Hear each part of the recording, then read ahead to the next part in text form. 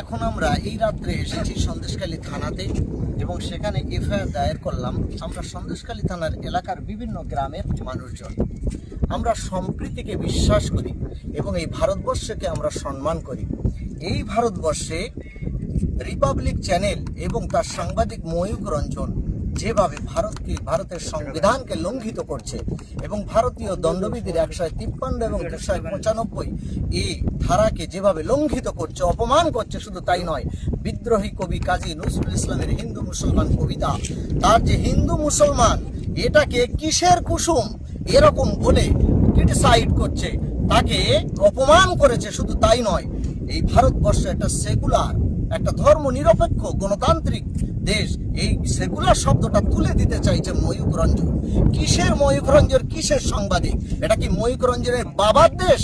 এটা হচ্ছে টোটাল ভারতবর্ষী হিন্দু মুসলমান শিখ ইসাই মুচি মেথর সকলের দেশ।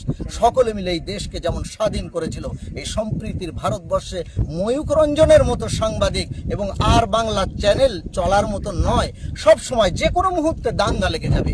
কোনো জায়গায় হালকা যেমন আগুন পড়লে সে জায়গায় পেট্রোল ঢেলে দিলে যেমন হয়, ঠিক রিপাবলিক চ্যানেলের সাংবাদিকগুলো এবং বিশেষ করে ময়ূক রঞ্জন যেভাবে উস্কানি দিয়ে চলেছে, যে কোনো সময় অশান্তি লাগবে, যেভাবে বিষক্রিয়া ছড়াচ্ছে দেশের মধ্যে, তা এর বিরুদ্ধে আমরা এফআইআর দায়ের করেছি। সন্দেশখালীতে আমি এসেছি, আমার সঙ্গে আছে হাসু এবং আমার এলাকার বিভিন্ন মানুষজন। এরা সম্প্রীতিকে বিশ্বাস করে, যাতে এখনই ইমিডিয়েট আর বাংলা চ্যানেল এবং ময়ূক রঞ্জনকে অ্যারেস্ট করা হয়, তার জন্য আমরা এসেছি এবং সন্দেশখালী থানা প্রশাসন আমাদেরকে রিসিভ করে দিয়েছেন, মানে এফআইআর দায়ের করেছি।